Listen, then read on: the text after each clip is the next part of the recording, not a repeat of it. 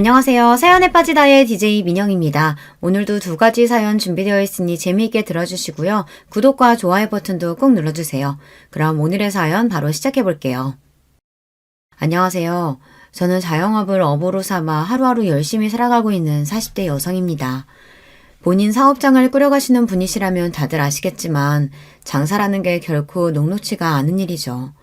무슨 일이든 밥 벌어먹고 사는 일에 쉬운 일이라는 게 없다지만 하루 매출이 그날그날 눈으로 확연히 드러나는 일인 만큼 쉽사리 휴일을 가지기도 어려운 일이 바로 장사죠. 특히 저는 식당을 운영하고 있거든요.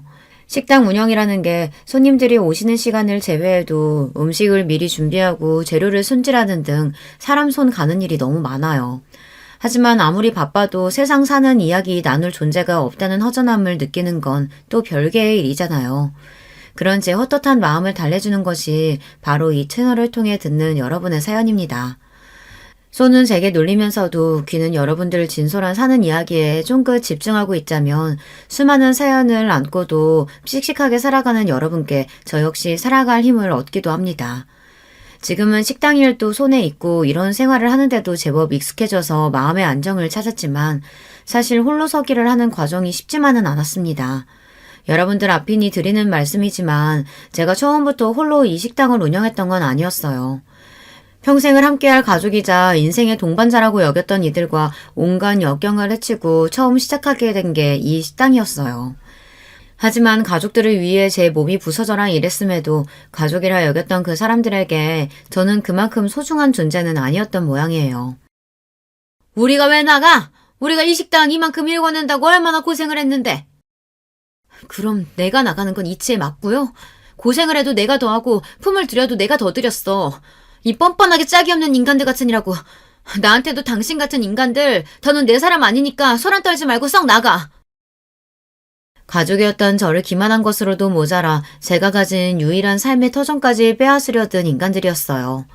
제 거 뺏기는 꼴을 가만히 보고만 있을 사람이 세상 천지에 어디 있겠습니까?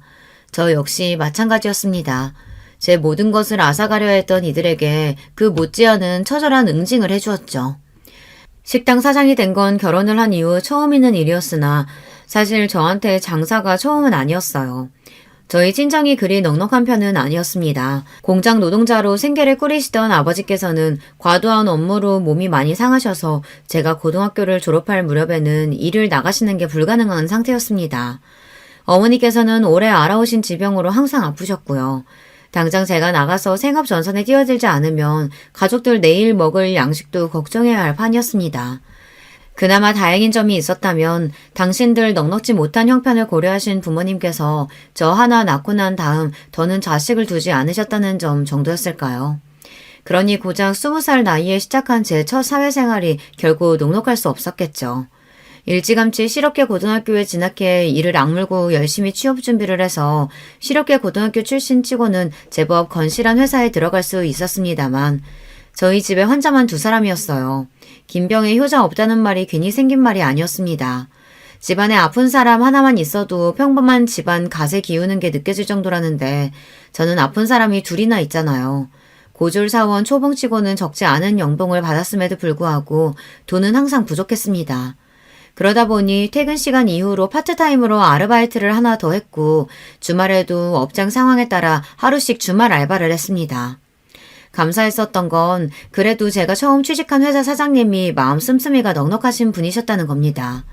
저희 집 형편이 넉넉하지 않다는 걸 처음부터 알고 계셨던 사장님은 제게 알바 자리를 주선해 주신 분이기도 하셨어요. 다른 회사에서는 아예 투잡이 금지된 곳도 제법 있다고 알고 있었고 꼭 그렇게 명시하지 않는다 하더라도 자기 회사 일하는데 능률이 떨어질 수도 있으니 다른 일 하는 걸 꺼리는 분들이 많았더라고요. 하지만 사장님께서는 자기 막내딸보다 어린 제가 어떻게든 아픈 부모님 봉양하겠다고 기를 쓰는 모습에 많이 안타까워하셨습니다. 나도 부모님이 오래 앓으시다 가셨거든. 아무리 내 부모라고 해도 아픈 사람 간병이 어디 쉬운 일도 아니고 그게 얼마나 지치는 일인진 내가 잘 알지. 돈은 돈대로 들어가 아픈 사람도 같이 사는 사람도 몸은 몸대로 축나고 이게 온 가족이 다 고생이라고. 우리 막내들은 아직도 철딱서니가 없어서 대학 졸업반이 됐는데도 나한테 용돈 좀 타보겠다고 애교 떠는 판국에 그 애보다도 어린 현주 씨가 가장 노릇하고 있는 걸 보자면 내가 나 어릴 때 고생했던 생각이 참 많이 나. 난 엄마 한 분이 아프셔도 그렇게 힘들었었는데 현주 씨는 둘씩이나. 정말 대견하다, 대견해.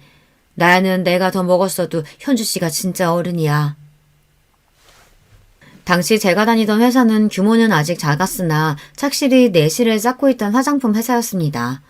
어린아이도 바를 수 있을 정도로 저자극인 기초 화장품을 주력 상품으로 내걸고 있었기에 예민한 피부를 가진 소비자들에게 입소문이 나고 있었죠.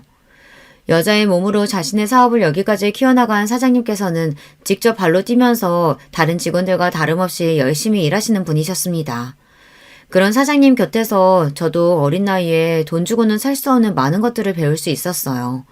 사장님과는 지금까지도 인연을 이어가며 잘 지내고 있습니다. 제가 장사를 처음 시작할 때도 조언을 아끼시지 않으셨던 그분은 여전히 제게 롤모델이십니다. 이렇듯 서로 마음을 주고받는데 사이가 가까워지지 않기도 힘들었죠. 사장님께서는 다른 직원들 몰래 사비로 제게 부모님 맛있는 거 사드리라며 용돈을 찔러주기도 하고 때마다 보신에 좋다며 건강식품을 저희 집으로 보내주시기도 했습니다. 현주 씨, 우리 단독 매장 2호점 오픈할 계획 있다는 건 알고 있지? 그래서 말인데 현재 씨가 그쪽 매장 관리를 도와주면서 그 수당 대신에 운영 지분을 추후에 가져가는 쪽으로 일해보는 거 혹시 어떻게 생각해? 당장 돈이 급하니까 저녁에 따로 일까지 하고 있지만 사실 그게 액수가 그리 크지 않잖아. 당분간은 자리 잡느라 쉽지는 않겠지만 매장 성공만큼은 내가 내 회사를 걸고 자신할 수 있어.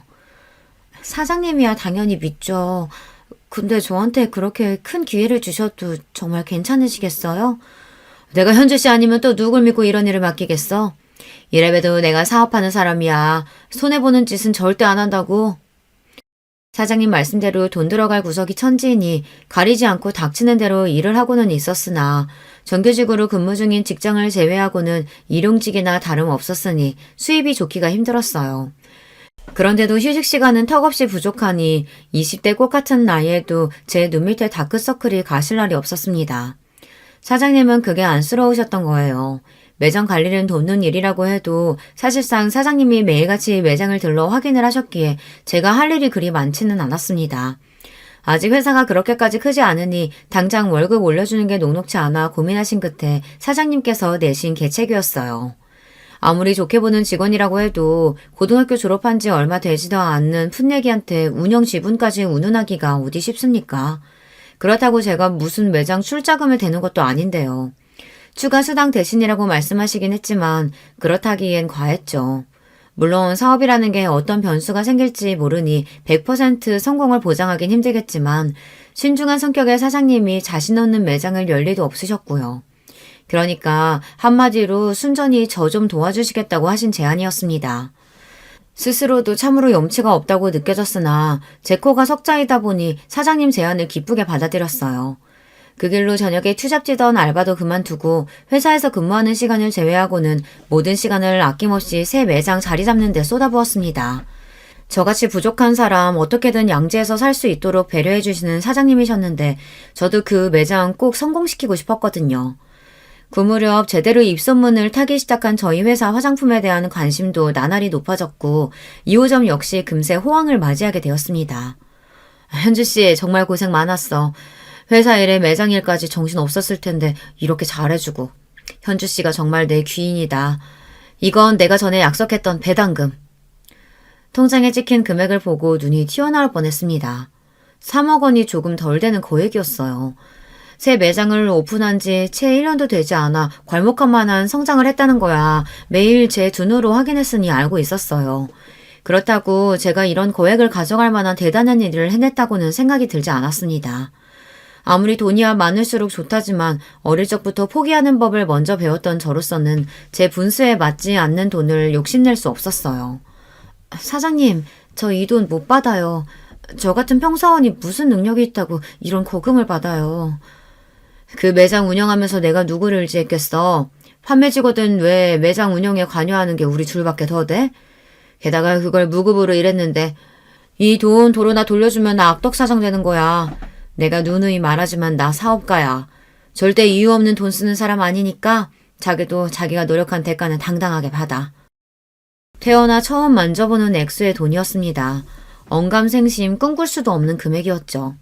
이제 당장 급하다고 제 몸 갉아가며 무리하지 않아도 된다는 안도감과 함께 태어나서 처음으로 제대로 된 어른에게 보호를 받는 느낌에 눈물이 왈칵 쏟아졌습니다. 사장님, 정말 감사합니다. 돈도 돈이지만 사장님 아니셨으면 제가 지금쯤 어떻게 되었을지도 몰라요. 사장님께서는 제가 살아갈 힘을 주신 거예요. 이 은혜 정말 죽어서도 잊지 않을게요. 정말 감사합니다, 사장님. 이 돈이면 이제 부모님 병원비도 걱정하지 않아도 되겠다는 생각에 너무나 기뻤습니다.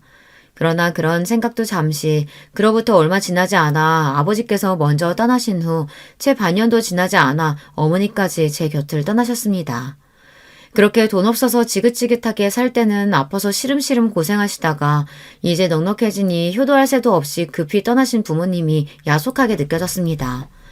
그간의 고생에 대한 원망과 좀 더 잘해드리지 못한 죄책감 등으로 무너져 내린 저를 감싸 안아주신 것 또한 사장님이셨습니다. 현주 씨가 부모님께 어떻게 했는지 내가 다 잘 알아. 그 누구도 현주 씨보다 더 잘할 수는 없었을 거야. 부모님께서도 그렇게 생각하실 거고. 그동안 정말 고생 많았어, 현주 씨. 사장님이 아니셨더라면 정말 세상에 홀로 남는 기분에 많이 힘들었을 겁니다. 헛헛한 마음을 사장님 위로와 딴 생각할 틈 없는 경무로 채우며 그렇게 부모님을 떠나보냈습니다. 남편을 만났던 때는 여전히 부모님을 떠나보낸 상실감에 허전함을 느끼던 시기였어요. 저희 회사와 거래하던 유통업체 쪽 직원이었던 남편은 처음부터 제게 호감을 가지고 다가왔어요.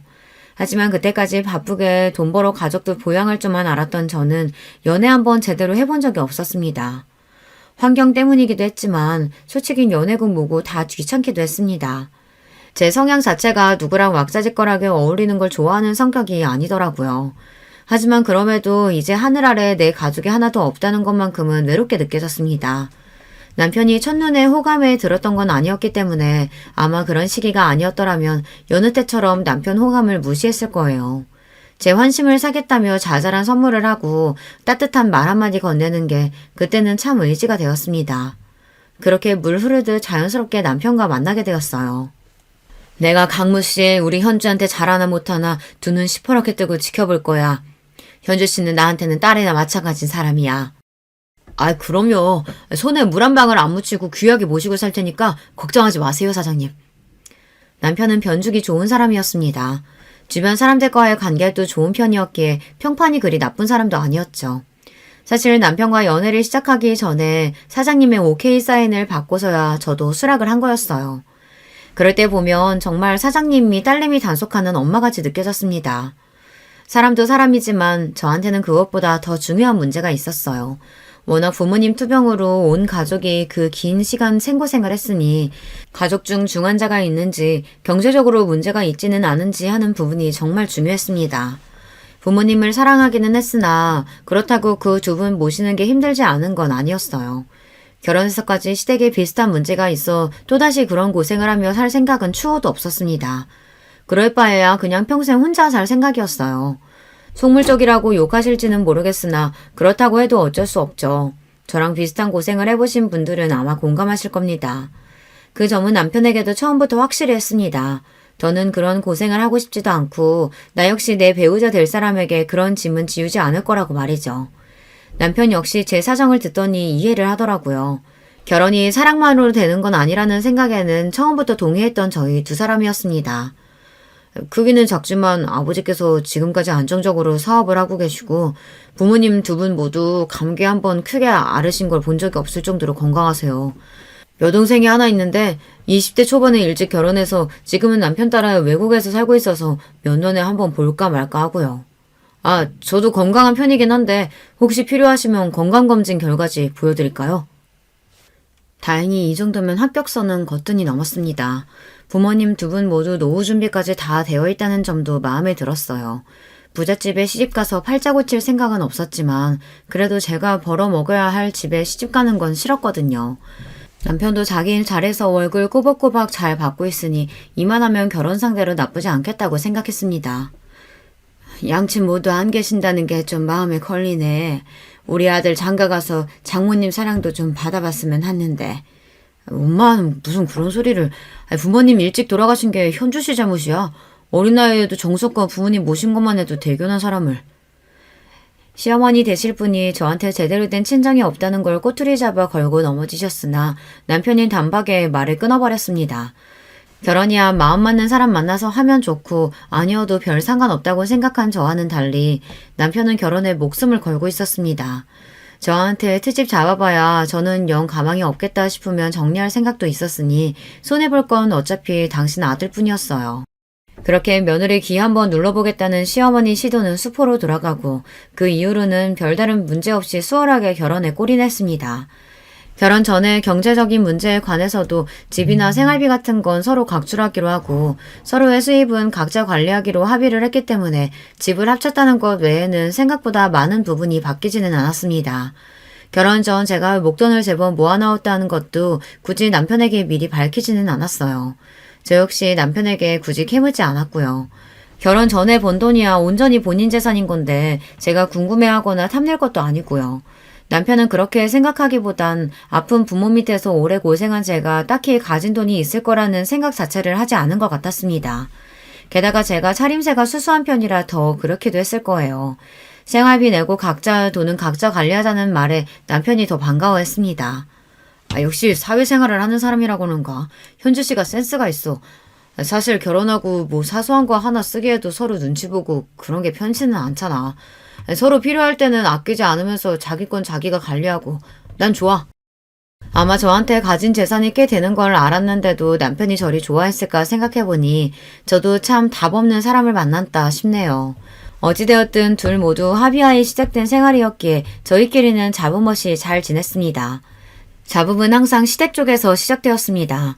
결혼 직후부터 손자 타령을 입에 달고 살던 시어머니가 급기야 대놓고 이렇게 말하기 시작했어요. 시집을 왔으면 당연히 애부터 낳을 생각을 해야지. 나이가 적은 것도 아니고 곧 있으면 노산인데 남의 집 대 끊을 작정인 게 아니면 당연히 며느리 의무부터 할 생각을 해야 할 것 아냐. 제 나이가 가 30을 넘겼을 때였습니다. 남편이 저보다 5살이나 많으니 남편 입장에서 노산이라면 노산이겠네요. 평소 같으면 시어머니가 뭐라고 하든 말든 신경도 쓰지 않지만 아이 문제에서만큼은 남편도 은근슬쩍 제 어머니 편을 들더라고요. 사실 더 늦기 전에 나도 아이 가졌으면 싶기는 하거든. 자기도 아예 자식 생각이 없는 건 아니잖아. 그런 거 같으면 더 기다릴 것도 없이 가지는 것도 좋지. 남편 말대로 제가 아예 아이 생각이 없는 건 아니었기에 저 역시 고민을 하기 시작했습니다. 하지만 회사 문제도 있고 분명 아이가 생기면 지금과는 생활이 달라져도 너무나 달라지겠죠. 아이 가진다고 나 일 쉬면 그동안 내 수입이 없을 텐데 그건 어떻게 하고? 그리고 아이 낳는다고 은근슬쩍 집에 눌러앉을 생각 없어. 최대한 빨리 회사 복직해서 일할 거야. 그럼. 설마 내가 당신 집에 들어앉힐까 봐? 그리고 내 자식 갖겠다고 하는 건데 설마 내가 당신 돈 안 벌어온다고 타박하겠어? 걱정 마. 이렇게 된 김에 당신도 좀 쉬면서 몸도 보호하고 아이 준비하는 건 어때? 당신 고등학교 졸업하고 이때까지 제대로 된 휴가 한 번도 못 갔잖아. 돌이켜 생각해보니 정말로 제대로 쉬어본 적이 없었습니다. 그래, 이제 나 일한다고 굶어 죽는 것도 아니고 남편 말 맞다나 제 새끼 가진다고 쉬는 건데 날 구박이라도 했다가는 가만 안 두면 그만이지 하는 생각이 들었습니다. 남편 모르게 쓸 수 있는 여윳돈도 제법 많았고요.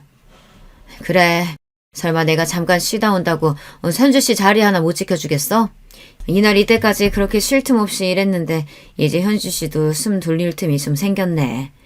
내가 현주 씨 시집가고 나서도 잘 지내는 건가 걱정이었는데 이렇게 마누라 쉬게 해줄 줄도 알고 잘 살아서 정말 다행이다. 휴직기 이야기를 꺼내자 흔쾌히 받아주시는 사장님 덕에 저 역시 이제 이런 여유를 부릴 수 있는 삶을 살게 된 게 흡족했습니다. 그렇게 태어나 처음으로 아무 걱정 없이 빈둥빈둥 쉬는 날을 맞이하게 되었어요. 처음 며칠은 좀 불안한 기분이 들더니 의외로 백수 생활이 저한테 잘 맞더라고요. 혼자서 조용히 그동안 해보지 못했던 것들을 하나씩 해보는 것도 제법 즐거웠고요. 마음이 편해 그런 건지 얼굴도 꽤 좋아졌습니다. 비록 제 아들 일하는 동안 팔자가 늘어진 저를 보고 심통이 난 시어머니 얼굴을 보는 건 반갑지 않았지만 말입니다. 우리 아들은 얼굴이 판쪽이 되도록 고생하는데 너는 아주 팔자가 늘어졌구나. 남편 돈으로 그렇게 놀고 먹으니 좋니? 저희는 처음부터 각자 번 돈 각자 썼어요. 제 돈 제가 쓰고 노는 거니까 아들 걱정은 안 하셔도 돼요. 자기한테는 져줄 생각이 없는 며느리 말에 또 파르르 하는 시어머니였지만 제가 뭐 틀린 말 했나요? 그러게 가는 말이 고와야 오는 말이 고운 겁니다. 회사 안 나간다고 자꾸만 불러서 귀찮게 굴려는 시어머니는 제가 시댁 자주 안 온다는 게 늘 불만이었으나 애초에 사람을 저리 대하는데 누가 좋다고 거길 가겠습니까? 자주 안 보는 게 상책이었어요. 그즘 별탈 없이 평탄하게 운영하시던 시아버지 회사에 변화의 소용돌이가 치기 시작했습니다. 어디서 무슨 말을 듣고 혹한 건지 평생 구멍가게 수준으로 운영하던 회사를 키워보겠다며 시아버지가 가진 재산 모두 끌어모아 회사 덩치를 불리고 있다는 소식을 뒤늦게 들었을 때는 염려가 되었어요. 괜히 긁어부스럼 만들까 싶었으나 정말 남편 반응은 심심했습니다. 뭐 평생 하시던 일인데 알아서 잘 하시겠지. 그리고 잘 안 되더라도 빚도 돈 있는 사람들이나 지는 거지. 애초에 뭐 가진 것도 별로 없는 아버지가 이뤄봤자 얼마나 이르시겠어. 그래도 지금 사시는 집도 있고 노후 대비도 해놓으셨고 더 늦기 전에 아버지도 해보고 싶은 일은 있으셨겠지. 당신 아드님도 저리 말하는데 내가 뭐라고 끼어들 일도 아니지 싶어 저도 그냥 그러고 말았습니다. 그래서 새벽에 시부모님이 갑작스럽게 쳐들어왔을 땐 진짜 너무 놀랐어요. 아이고 강무야, 이제 우리 어떡하니? 네 엄마 길거리에 나 앉게 생겼다. 아직 잠에서 제대로 깨지도 못해 어안이 벙벙한 저희 앞에 퍼질러 앉아 시어머니가 대성통곡을 하셨습니다. 이게 다 무슨 일인가 싶어 정신을 못 차리고 있는데 시아버지가 뒤쪽에서 나라 잃은 표정으로 죄인처럼 서 있는 게 눈에 들어왔어요. 난리를 치면서 그 새벽에 집이 떠나가라 울던 시모가 갑자기 당신 남편을 획 쏘아보더니 원망의 말들을 마구 퍼부어댔습니다. 그러니까 갑자기 무슨 팔자에도 없는 사업 확장이야. 다 늙어서 이날 이때까지 사업가로 큰 재미도 못 봤으면서 내 능력치가 여기까지겠거니 생각하고 있는 거나 잘 쥐고 있을 생각을 했어야지. 이제 어쩔 거야. 집이고 뭐고 다 넘어가고 그나마 가진 재산 빚잔치 하면 당장 땡천 한 푼도 없는데요. 당장 어디서 살 거냐고. 그러니까 그 무리를 해서 키워놓은 시아버지 사업이 결국에는 엎어졌다는 겁니다. 남편 말만 들었을 때는 남은 여유자금으로 벌인 일인 줄 알았는데 시부모님이 살고 있던 집에 빚까지 좀 졌더라고요. 집은 이미 경매로 넘어간 후였어요. 두 분 가진 걸 전부 다 털어막으면 어떻게 빚은 해결할 수 있겠지만 그동안 모아둔 거 전부 박박 긁어야 겨우 수습이 가능한 수준이었습니다. 노후자금으로 마련한 건 역시 그렇게 한순간에 날아가 버렸죠. 땡전 한 푼 남은 것 없다는 시어머니의 말은 과장이 아니었어요. 내가 정말 너희들한테 면목이 없다. 그래도 당장 일이 이렇게 되었으니 어쩌겠니? 당분간만이라도 너희들한테 신세 좀 질 수 없겠니? 자다 날벼락 맞은 기분에 기가 막혔습니다. 일단 당장 갈 곳이 없는 시부모님 내쫓을 수도 없으니 다른 방에 자리를 펴드리고 와서는 남편과 마주 앉았습니다. 오늘이야 사정이 저리 되었으니 어쩔 수 없지만 나 당신 부모님이랑 한 집에서 못 살아. 아버님이면 또 몰라도 어머님까지. 이유는 당신이 더 잘할 테고. 우리 엄마가 당신한테 한 짓이 있으니 싫은 거야 당연히 이해하지만 그렇다고 나이 드신 분들 어디 갈 데 있다고 나가시라 그래. 그래도 내가 자식인데, 어? 가뜩이나 마음에 들지도 않은 시어머니 머물 곳까지 알아봐야 한다는 생각에 머리가 지끈거렸으나 계속 그러고 앉아있는다고 무슨 수가 나는 것도 아니었습니다. 결국 내키지 않는 어투로 남편에게 말했어요. 기다려봐. 내가 좀 알아볼 테니. 제가 연락을 드린 사람은 바로 사장님이었습니다. 사장님 회사는 날이 갈수록 성장해 이제는 제법 중견기업 태가 났습니다. 사장님께서도 살림살이가 예전과는 비교할 수도 없을 정도였고요. 소유하신 건물도 벌써 여러 채였는데 그중 유동 한 건물에 공실이 많아 걱정이라는 말씀을 하신 적이 있었거든요. 사장님, 당장 입실 가능한 집 아직 있어요? 응? 집이야 있지만 현주씨 무슨 일 있어? 간략하게 자초지정을 설명하자 사장님 얼굴에 금세 걱정하는 기색이 비쳤습니다. 평생 고생만 한 제가 시집가서 좀 잘 사나 싶었는데 시댁이 저리 쫄딱 망했으니 듣는 사장님이라고 기분이 좋으실 리 없으셨겠죠. 매번 힘들 때마다 사장님 도움을 받는 게 죄송스러웠지만 당장 생각나는 분도 사장님 뿐이었습니다. 월세는 바로 마련해서 보내드릴게요. 최대한 빨리 입주할 수 있으면 돼요. 그건 걱정할 거 없어. 당장 오늘이라도 들어갈 수 있으니까. 돈도 천천히 얘기하자고. 현주 씨 시부모님이면 나하고도 인연이 없다고 할 순 없는데 급할 거 없잖아. 응? 이번에도 선뜻 제게 도움의 손길을 내밀어 주신 사장님께 정말 감사했습니다. 신부모님도 이렇게까지 해주시긴 쉽지 않으셨을 거예요. 그렇게 급히 시부모님 거처 문제를 해결해 드렸습니다. 꼼짝없이 아들 집에 얹혀 살 줄 알았는데 그래도 상태가 나쁘지 않은 곳에 바로 머무를 곳을 마련해준 며느리 덕분에 두 분 얼굴에도 잠시 수심이 가셨어요. 아가, 네 덕분에 내가 숨이라도 돌렸다. 이 은혜 잊지 않으마. 정말 고맙다. 그래, 고맙구나. 늘 틱틱대던 시어머니도 그래도 제 덕에 고생을 덜은 줄은 아시는 건지 드물게 감사 인사를 하셨습니다. 여전히 표정은 떨떠름하셨지만 말입니다. 그렇게 살 곳은 마련했으나 시부모님 당장 먹고 살 일도 문제였어요. 가진 거라고는 하나 없는 두 노인이 이제 와서 어디 취직하기도 마땅치 않고 앞으로의 일을 생각하면 가슴이 답답했습니다. 여보, 정말 미안해.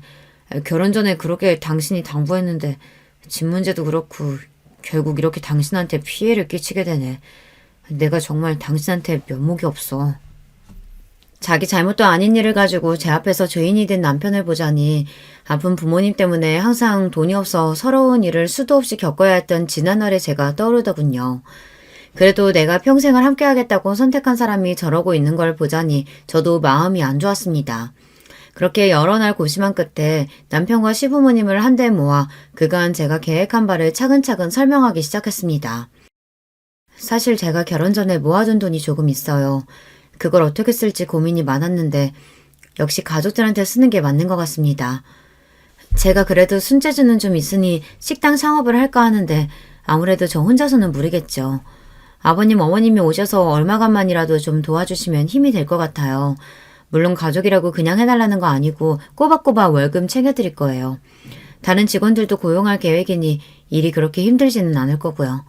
어떻게 하실 생각 있으세요? 생각지도 못했던 목돈 이야기에 세 사람 눈이 휘둥그레졌습니다. 특히 시어머니는 눈이 튀어나올 것만 같더라고요. 너 그런 돈이 있으면 친정 이야기를 했어야지.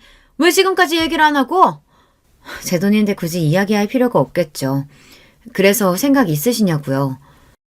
본인이 아쉬운 입장임에도 무슨 자격으로 얘기를 하느니만이 발끈하는 시어머니는 쏙 빼버릴까 하는 생각이 잠시 들었지만 어쨌든 저랑 제 남편 좋자고 꺼낸 이야기였으니까요. 저 사람이 괜한 소리를. 우리야 그저 고맙지. 우리 같은 뒷방 늙은이 일감도 주고 월급도 준다는데 그렇지 않아도 내 사업이 그리 되고 나니 그렇게 들러붙던 인간들도 다 떠나고 돈 한 푼 빌리기가 쉽지 않았다. 이렇게 네가 도와주니 이제 굶어 죽을 걱정은 하지 않겠구나. 시켜만 주면 무슨 일이든 해야지. 그래도 시아버지는 염치는 있으신 분이셨어요. 저 나이에 사업까지 하신 분이면 자존심 내세워서 뻗대는 인간들도 있을 텐데 그래도 본인이 벌인 일 어떻게든 본인이 수습하려고 노력하시는 건 높이 살만했습니다. 시어머니는 며느리 밑에서 일할 생각에 분한 모양이었지만 당장 아쉬운 건 제가 아니니까요. 마지못해 기어들어가는 목소리로 시어머니가 말했습니다. 그래, 나도 나가마. 그렇게 창업 준비가 시작되었습니다. 갑작스럽긴 했습니다만 어렴풋이 식당 창업에 대해서 생각해보지 않은 것은 아니었습니다. 마침 임신 준비로 휴직한 상태에 시간 여유가 넘치는 상황이었으니 어떻게 여러 가지 상황이 잘 맞물린 거였죠. 어머, 식당을? 하긴 현주 씨 손이 워낙 야무져야지. 그래도 창업이라는 게 쉬운 일이 아닐 텐데 그나저나 현주 씨 같이 유능한 직원이 그만두면 아쉬워서 어째? 창업을 하게 되었으니 회사 생활을 완전히 정리해야 해서 말씀드렸더니 사장님께서 많이 아쉬워하셨습니다. 그러면서도 저의 새 출발을 진심으로 축하해 주시는 사장님이었어요. 다른 그 누구보다 사장님의 지지가 큰 힘이 되었습니다. 저기 자기 여윳돈이 대체 얼마나 되는 거야? 식당 인테리어도 그렇고 돈이 한두 푼 드는 게 아닐 텐데. 나도 있는 돈 없는 돈 다 긁어모아 탈탈 털었어. 5억 조금 안 될 거야. 내 전 재산 다 쏟아부으니까 이 식당 꼭 성공해야 돼. 5억? 5억이라는 말에 금방이라도 남편이 뒤로 넘어갈 것 같더라고요.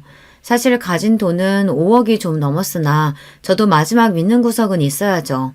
결혼 전에 사장님께 받았던 3억이 좀 안 되는 돈은 그동안 투자 등을 통해 그 몸집을 키워 5억이 넘는 돈으로 불어났습니다.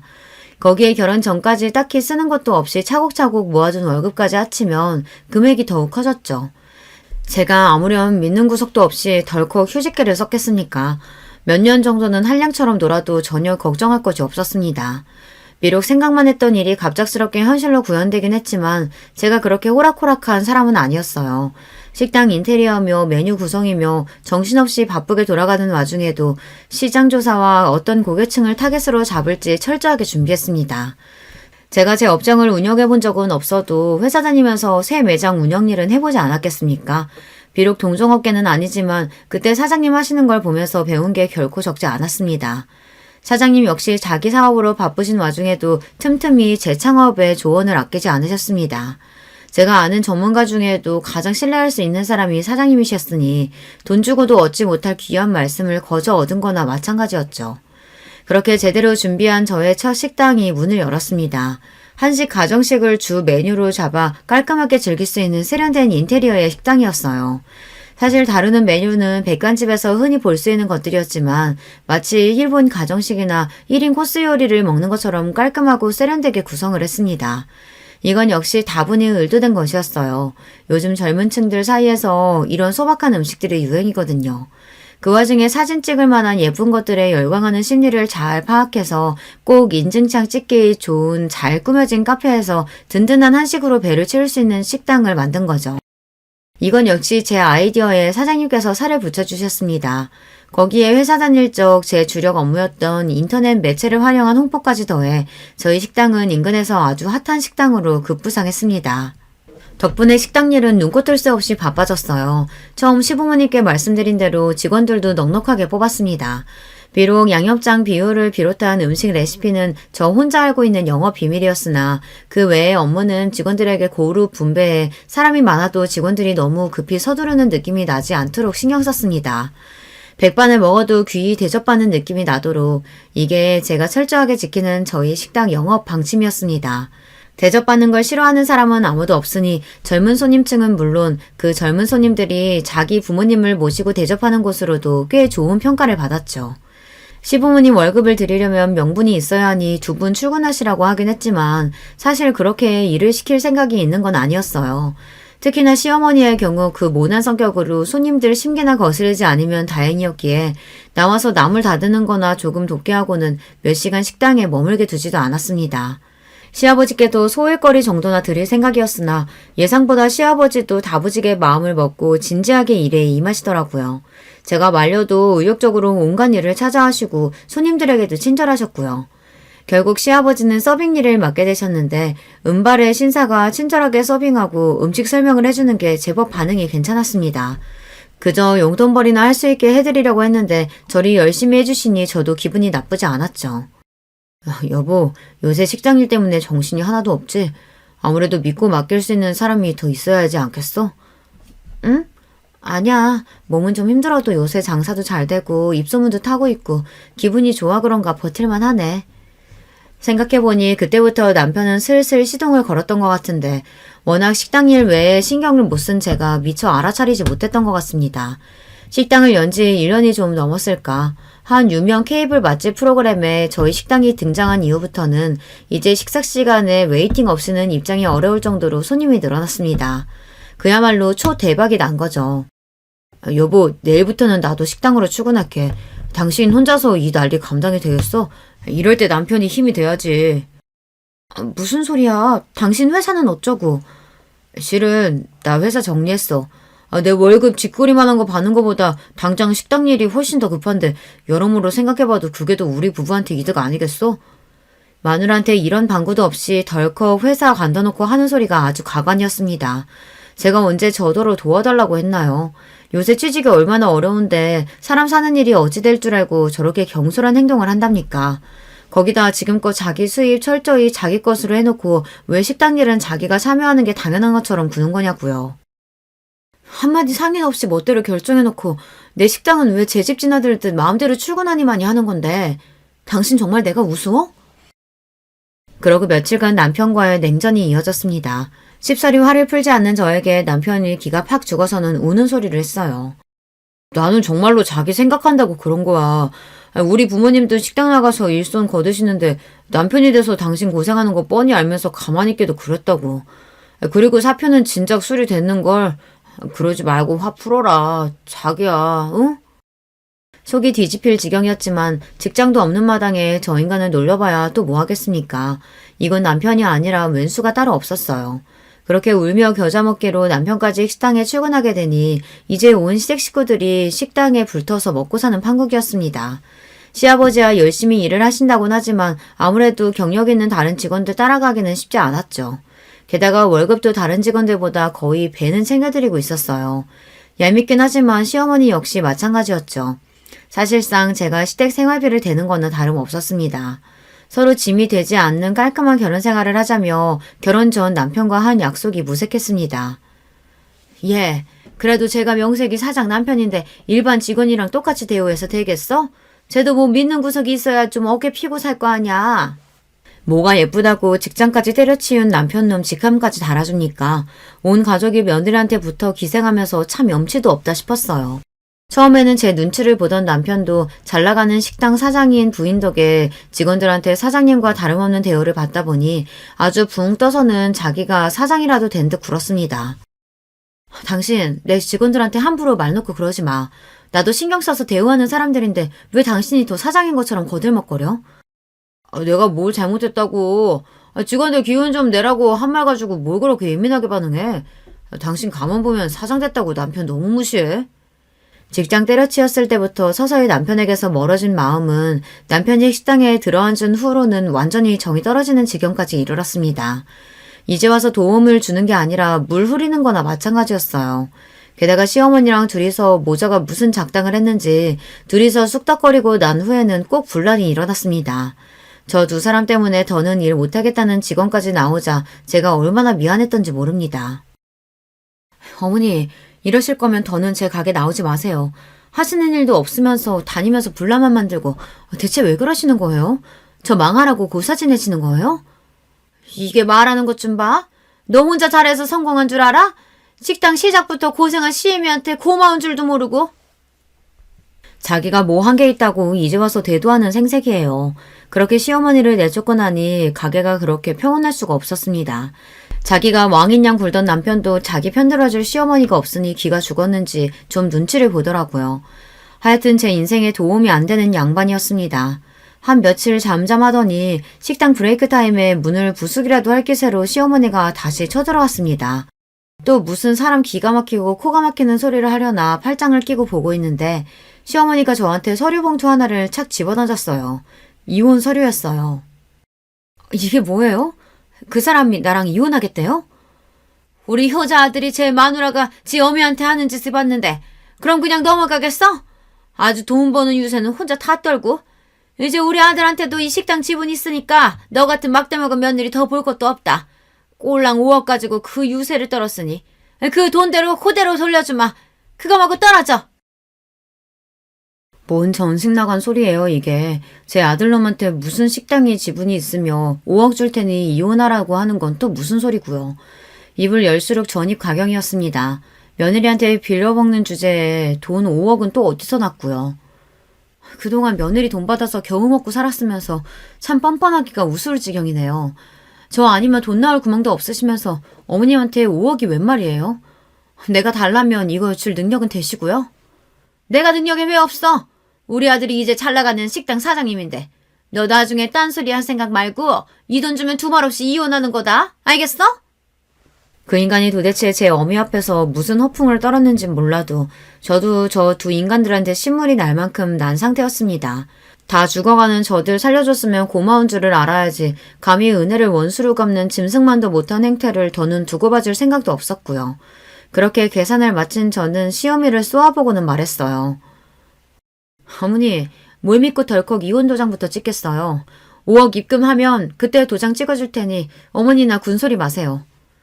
그렇게 제 통장에 찍힌 5억을 확인하고 나서 시원하게 이혼 서류에 도장을 쾅 찍어버렸습니다. 멍청하게 제 아들 허풍에 바보된 줄도 모르고 꼴보기 싫은 며느리 치우고 식당까지 먹어치운 줄 아는 시모꼴을 보고 있자니 고소해서 비웃음이 비집고 나오는 걸 억지로 참느라 아주 혼났어요. 다음날 시모가 혼비백산을 한 꼴로 다시 제 식당에 뛰어들어왔습니다. 멀리서 보이는 시모 꼴을 보고는 미리 연락해둔 직원에게 손짓을 했죠. 시모는 우람한 직원의 제지에 제 식당 안으로 들어오지도 못하고 밖에서 부들부들 떨고 있었습니다. 제 딴에는 분해서 아주 죽을 지경이었을 겁니다. 그러던지 말든지 저는 여느 때와 다름없이 정성껏 음식을 만들고 손님을 응대했죠. 식당 마감 시간이 지나고서야 시모를 식당 안으로 들였어요. 언제 왔는지 그 옆에 남편도 얼굴이 새파래져서는 같이 들어왔더라고요. 너 감히 나를 속여? 내가 너 사기죄로 고소할 거야.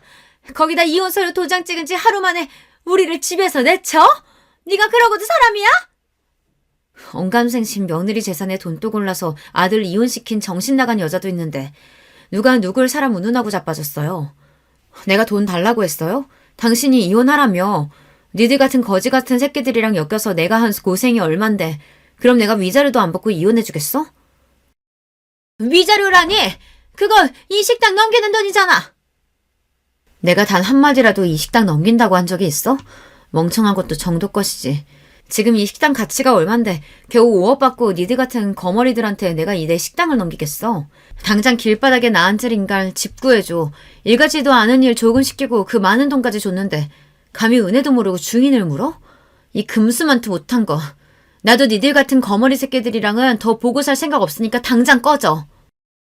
당연히 제 것인 줄 알았던 식당이 신기루처럼 사라지고 돈 5억까지 날렸다는 걸 깨달은 시어머니 낯빛이 질리다 못해 피기가 싹 가셨습니다. 그 옆에서 안절부절 못하고 서있던 남편놈이 제 앞에 무릎을 꿇고 주저앉았어요. 여보, 나 진짜 몰랐어. 내가 미쳤다고 당신이랑 이혼을 해? 나 이혼 절대 못해. 내가 접수한 것도 아닌데 어떻게 이혼을 해? 이놈이야 당연히 나랑 이혼할 생각이라고는 손끝만큼도 없겠지. 쪽쪽 빨아먹을 재산 있는 마누라 미쳤다고 이혼을 하겠어? 근데 어쩌니? 네 어미가 서류를 하도 잘해와서 나는 그냥 도장 찍어준 것밖에 없어. 서류도 네 어미가 보냈잖아. 접수까지 다 된 이혼 서류. 이제 와서 네가 뭘 어쩔 거야? 그동안 네가 주제도 모르고 내 소중한 식당에서 온갖 꼴값 다 떨면서 설치고 다닌 거 내가 모를 줄 알아? 내가 내 청춘 다 갈아서 모은 돈으로 내 노력으로 일군 걸 네 놈이 뭘 했다고 감히 눈독을 들여? 이 버러지 같은 놈. 너 같은 놈 알아서 떨어져 준다니 내가 오늘부터 발 뻗고 자겠다. 네 놈 상대할 시간 없으니까 네 미친 엄마 데리고 당장 내 식당에서 나가. 그렇게 제발 살려달라고 비는 그 두 인간들을 제 눈앞에서 치워버렸습니다. 시어미야 처음부터 마음에 안 드는 인간이었으니 멍청하게 욕심부리다가 자기는 물론이고 자기 남편과 자식 인생까지 말아먹은 게 그저 고소하기만 했습니다. 하지만 남편놈은 그래도 한때는 저와 일평생을 함께하겠다고 마음먹었던 사람이었어요. 돈 앞에 사랑도 부질없었던 거였는지 아니면 애초에 그만큼의 사랑은 아니었던 건지 알 수 없지만 가슴이 휑한 기분이 드는 건 어쩔 수 없었습니다. 이미 서류 접수되었는데 이혼이 장난도 아니고 뒤늦게 남편이 난리쳐봤자 법원에서 받아들일 리 만무했습니다. 애초에 서류 접수가 자기 본가 쪽에서 되었는데 제가 갖다 낸 것도 아니고 뒤늦게 부린 변덕 정도로 치부되었으니 재판부 입장에서는 괘씸죄만 더해졌죠. 그렇게 결국 남편과의 인혼이 확정되었습니다. 지가 지발로 직장 때려치우고 더는 제 식당에서 나댈 일도 없고 저 아니면 믿을 구석도 없으니 직업도 없는 놈이 개털인 상태였죠. 그렇다고 자기 부모들 사정이라고 다를 바 있습니까? 그 고약한 여자가 저한테 이혼 서류를 집어던진 바로 그날 곧장 집을 내어주신 사장님께 연락을 드렸습니다. 제 기가 막힌 소식에 저보다 더 분노하시는 사장님이셨어요. 인간의 은혜를 몰라도 정도 것이지 감히 현주 씨를 그딴 식으로 배신해? 알았어. 당장 내일 그 몹쓸 여자 짐 다 빼버릴 테니까.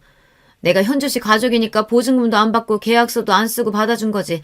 미쳤다고 그런 뻔뻔한 인간들을 내 건물에 들이겠어? 걱정하지 마 현주 씨. 다음날 사정 봐줄 것도 없이 집안에 있던 짐을 싹 다 빼서 건물 밖으로 던져버린 사장님이셨어요. 이럴 때 보면 참 화끈하고 거침없는 분이세요. 친정엄마 대신 저 생각해 주신다고 그렇게 더 강경하게 나오신 거였겠죠. 그 다음에야 앞서 얘기했으니 다들 아실 겁니다. 단 하나 마음에 걸리는 게 시아버지셨는데 제가 찾기도 전에 제 아내가 폐악을 부리신 건 알고 도리어 제 앞에서 고개를 숙이셨습니다. 네가 우리한테 어떻게 했는지 뻔히 아는데 아무리 내 자식 내 부인이라지만 어떻게 편을 들겠니? 내가 너한테 미안해서 고개를 못 들겠구나. 이런 못난 인간들 때문에 고생한 거 다 있고 부디 앞으로는 좋은 일만 있었으면 싶구나. 뒤늦게 알고 힘되어주지 못해서 미안하다.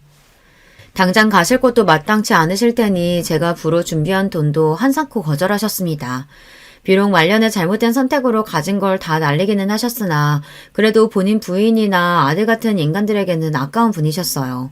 알고 보니 저한테 보낸 5억은 그 시험이라는 여자가 자기 아들이 유명 식당 주인이라며 사기쳐서 지인들한테 뜯어낸 돈이었어요. 모자란 돈 일부는 사채까지 썼다더군요. 그 여자 앞으로 걸린 송사가 한두 개가 아니었습니다. 그 여자가 자기 주제로 갚지도 못할 돈을 뜯어냈으니 결국 실형을 살게 되었다고 하는데 오히려 그 여자한테는 그 편이 나을 겁니다. 출소했다가 사채업자들한테 무슨 짓을 당하게 될 줄 알고요. 그래봤자 이제는 저랑은 상관없는 남의 일이지만 말입니다. 폭풍같이 휘몰아친 여러 가지 일들이 정리되고 나니 지금은 오히려 차분히 제 할 일을 하며 지내고 있어요. 식당도 이제 완전히 안정적인 노선으로 들어섰고 여전히 사장님처럼 저를 진심으로 위해주시는 귀한 인연들과 함께하니 정신건강도 훨씬 좋아졌어요. 지금은 그저 오늘만 갖기를 바라며 하루하루를 살고 있습니다. 듣고 있자면 기가 막힌 제 이혼 이야기는 여기에서 마무리합니다. 긴 이야기 끝까지 함께 해주신 여러분 모두 감사드려요. 안녕하세요. 저는 서울에서 아내와 사는 60대 초반의 남자입니다. 오늘은 저한테 일어났던 사연을 제보하려고 해요. 이 이야기는 저뿐만이 아니라 우리 가족의 인생이 다 포함되어 있을 정도로 큰 사건이었습니다.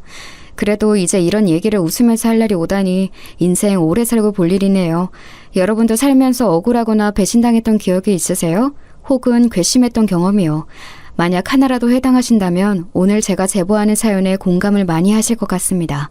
그럼 바로 시작할게요. 진영아, 아빠 네 형이랑 배 타고 고기 잡으러 갈 거야. 성희한테 말해놓을 테니 학교 끝나고 와서 성재랑 삼겹살 구워서 밥 먹어라. 밥 든든히 먹고 엄마 가게 일도 도와주고. 알겠지? 성재는 올 필요 없으니까 너만 가게로 가. 그럼 아버지 다녀온다. 네, 알겠어요, 아빠. 언제나 안전이 제일 우선인 거 알죠? 할머니가 바다는 사람이 이길 수 있는 존재가 아니라고 했어요. 그러니까 형하고 무리하지 말고 조심히 다녀오세요. 아휴, 할머니 돌아가시니까 이제 진영이 네가 잔소리 담당이냐? 알겠어. 우리 작은 아들 무서워서 아빠가 형이랑 조심히 배 탈게. 성희 누나 집안일 많이 하며 적당히 하라 그래. 우리 집은 집안 대대로 배를 타는 가문이었어요. 제가 아주 어렸을 때 할아버지가 아빠와 배를 탔었고 할아버지가 돌아가시고는 형이 아버지랑 배를 탔습니다. 아버지한테 듣기로는 아버지가 어릴 때도 증조, 고조 할아버지가 다 배를 타셨다고 해요. 바닷가에 자리 잡고 살아서 아무래도 바다와 관련된 일을 했습니다. 그리고 우리 집은 동네에서 배가 가장 많은 집이었어요. 워낙 성실히 일하시는 집안 어른들 덕분에 먹고 사는 걱정은 하나도 없었답니다. 누나! 성희 누나! 성재랑 나왔어. 아, 배고프다. 누나 뭐 하고 있었어? 아버지가 누나 너무 힘들게 일하지 말라고 하셨어. 바닥 그만 닫고 우리 삼겹살 먹자. 왔어? 공부하느라 수고했어. 누나가 다 준비했으니까 너희는 그냥 앉아있어. 밥도 이미 해놨고 김치랑 다 꺼내놨거든. 성재야, 밥 먹고 진영이랑 사모님 가게 가서 일 도와드려. 알겠지? 아니야 누나. 아버지가 성재 데리고 오지 말라고 했어. 그리고 엄마도 성재 오면 내쫓는 거 알잖아. 그러니까 성재는 밥 먹고 쉬어. 나 혼자 가는 게 나도 편해. 성재랑 학교에서도 집에서도 붙어있는데 가게까지 같이 가라고? 아, 싫어. 그래도 내가 이렇게 식모로 일하면서 동생까지 같이 사는데 항상 죄송스러워서 우리 성재 학비도 내주시고 용돈도 주시고 내가 너무 미안해서 그렇지. 안 그래 성재야? 누나가 항상 말했지? 진영이네 가족분들에게 감사하면서 살아야 해. 알지. 그러니까 우리 일단 밥 먹자. 나 배고프다. 삼겹살을 앞에 두고 이러는 거 고문이야. 일단 밥 먹으면서 말하자. 우리 집에는 식모로 일하는 성이라는 누나가 있었어요. 사실 식모가 필요해서 구한 건 아니었습니다. 우리 어머니는 횟집을 크게 하셨는데 거기서 성희 누나의 어머니가 일하셨어요. 그러다 병에 걸려서 돌아가셔서 성희 누나와 동생인 성재는 고아가 되었습니다. 홀어머니라 오갈 데가 없는 성희 누나를 우리 부모님이 집에서 식모로 일하도록 고용한 거였죠. 성재가 마침 저와 동갑이라 우리 집에서 같이 살며 형제처럼 지냈답니다. 저도 형이 있었는데 이렇게 넷이 바닷가에서 산책도 하고 같이 놀러 다니며 매우 친하게 지냈죠. 엄마, 저 왔어요. 와, 오늘 손님이 왜 이렇게 많아요? 휴가철이라 그런가? 단체 손님이 여러 팀이네. 이모, 그거 저 주세요. 제가 서빙할게요. 진영이 왔어? 아유, 그러게. 오늘 너무 바쁘다. 정신없어서 지금이 몇 시인지도 모르겠어. 성재랑 성이 밥은 먹었대? 아유, 너희 아버지랑 진석이는 왜 소식이 없니? 곧 오겠다. 네, 누나랑 성재랑 같이 삼겹살 먹었어요. 엄마, 이따 가게 마감하고 제가 청소할 테니까 먼저 들어가요. 몸도 안 좋으면서 무리하지 말고요. 우리 작은 아들 최고네. 아직 고등학생인데 이렇게 엄마 마음을 알아줘? 됐어. 그것만 돕고 들어가서 공부해. 저는 주로 학교가 끝나면 집에 와서 밥을 먹고 엄마 가게로 향했어요. 성희 누나는 편의를 많이 봐주는 우리 부모님에게 항상 감사하다고 했습니다. 그러면서 성재를 가게로 같이 보낸 적이 많은데 우리 부모님은 한 번도 성재에게 일을 시킨 적이 없어요. 오히려 부모 없이 자라는 성희 누나와 성재가 안타깝다고 여기셨죠. 성재의 학비를 아버지가 대신 내줬고 가끔은 우리 형과 저보다 성재와 성희 누나를 더 챙긴다는 생각이 들 정도였습니다. 사모님하고 사장님은 무슨 자선사업가야? 이렇게 직원들 챙겨주면 남는 게 있기는 해요? 명절이라고 보너스 가득 넣은 것 봐. 내가 아까 보니까 그 식모. 그래, 성희랑 성재까지 데리고 여행 간다며? 성희는 가만 보면 복 받았어. 이러다 큰아들하고 결혼하는 거 아니야? 성희가 며느리가 되면 우리야 좋지. 예쁘지, 일 잘하지. 우리가 축복이지. 그리고 내가 좋아서 베푸는 거니까 부담 가지지 말아요. 자, 그럼 명절 잘 보내시고 끝나고 봅시다, 다들. 고향 다녀오세요. 명절이 되면 가족이 없는 성희 누나와 성재를 배려해서 같이 여행도 다녔어요. 제가 생각해도 우리 부모님은 저 남매에게 최선을 다했습니다. 동네에서도 유명할 정도면 말 다 했죠. 이렇게 저는 평생 가족들과 행복하게 살 줄 알았어요. 우리 아버지는 옛날 분이지만 상당히 다정하셨습니다. 어머니도 언제나 가족들에게 사랑을 듬뿍 주는 분이셨거든요. 그래서 미래에 대해 걱정해 본 적이 없을 정도였죠. 하지만 인생이란 게 어떻게 풀릴 줄 모르잖아요. 우리 가족에게 불행이 찾아오게 되었습니다. 사실 지금 많은 시간이 흘렀는데도 그때 일을 기억하는 것이 아직도 많이 힘들어요. 그만큼 제 인생에 있어서 불행의 서막이었답니다. 그날은 비가 아주 많이 오는 날이었어요. 여름이었고 비를 포함해서 태풍도 오고 호우주의보가 발령됐었죠. 전국적으로 호우 피해가 심각했는데 우리가 사는 지역이 바닷가라 파도가 아주 세차게 쳤어요. 태풍 때문에 창문이 흔들릴 정도로 심각했던 기억이 나요. 아이고 어떡하나. 옆집 김씨가 지금 바다에 있다고 난리야. 내가 배를 탄 경험이 제일 많으니까 빨리 가서 김씨를 구해올게. 다들 나오지 말고 꼼짝 말고 집에만 있어. 알겠지?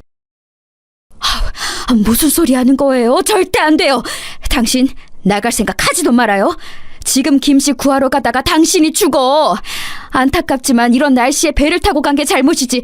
당신 나가기만 해봐. 나도 같이 갈 거야. 어휴, 이 사람아. 그래도 우리가 김씨랑 얼마나 깊은 사이인데 이래? 사람이 이럴 때일수록 돕고 살아야지. 김씨 어머님이 지금 뒤로 넘어가셨어. 내가 제일 배를 잘 타니까 얼른 가서 김씨 데리고 올게. 아버지, 그럼 저도 같이 가요. 저도 아버지랑 같이 배 탄 경험 많잖아요. 아무리 그래도 아버지 혼자 보내는 건 절대 안 돼요. 엄마, 저도 같이 갈게요. 진영아, 엄마 못 나오게 막아. 성재야, 너도 부탁해. 안 돼, 안 돼. 안 된다고. 마다를 무슨 수로 이기려고 그래. 돌아오라고. 여보, 진서가. 이거 놔. 진영아, 성재야, 이거 놔. 엄마는 기를 쓰고 아버지와 형을 말렸어요. 하지만 워낙 고집이 센 아버지를 말릴 수 없다는 것은 저도 이미 알고 있었습니다. 형은 나가면서 저한테 걱정하지 말라며 어깨를 두드려 주었어요. 엄마는 거의 기절 직전까지 가셨고 저도 너무 걱정되어 손톱을 물어뜯으며 아버지와 형을 기다렸습니다. 그런데 너무 상황이 안 좋았어요. 아버지와 형이 김씨 아저씨를 구하러 바다에 나간 순간 거짓말처럼 비가 더 세차게 내리기 시작했습니다. 아이고, 내 남편 어떡해. 내 아들. 아이고, 돌아오라고. 급기야 엄마는 집에서 뛰쳐나가 아버지를 애타게 불렀어요. 하지만 슬프게도 아버지와 형은 싸늘한 죽음으로 땅에 도착했습니다. 김씨 아저씨를 구하러 나갔다가 결국 죽은 사람이 늘어난 셈이었어요. 그리고 우리 집은 너무 슬프게도 안 좋은 상황이 계속 이어졌습니다. 아유, 안타까워서 어째. 얘 진영아, 너희 엄마 지금 남편하고 큰아들 잃고 제정신이 아니야. 저러다 뭔 일 나겠어. 또 초상 치르게 생겼어. 아유, 어떡하니. 지금 가게가 문제가 아니잖아. 너는 아직 고등학생이고 주변에 어른도 없고. 아유, 어떡해. 여보, 진소가 우리 큰아들 밥 먹어야 돼. 곧 있으면 우리 남편하고 큰아들이 가게 올 거야. 그러니까 밥을 차려야겠다. 엄마, 정신 차려. 아버지랑 형은 이제 없어. 엄마, 이제 우리끼리 살아야 해. 지금 엄마 며칠째 아무것도 안 먹고 있잖아. 제발 엄마. 엄마는 말 그대로 아버지와 형을 잃고 정신이 나가버렸어요. 가게에 손님이 와도 아는 척도 하지 않았죠. 예전에는 친절하게 웃는 얼굴로 장사했는데 가게에는 관심이 전혀 없었어요. 결국 횟집은 그렇게 문을 닫고 말았습니다. 사실 바다에 가서 고기를 잡는 아버지와 형이 없으니 당연한 결과였어요. 당장 우리 가족은 생계가 끊기게 되었습니다. 다행히 가게에서 일했던 이모들이 폐업할 때 많이 도와주었어요. 반쯤 정신이 나간 엄마를 옆에서 많이 챙겨주었죠. 문제는 성희 누나와 성재였습니다. 저기 진영아, 내가 이런 말 하는 게 나도 어려운데 지금 3달째 돈을 못 받고 있어.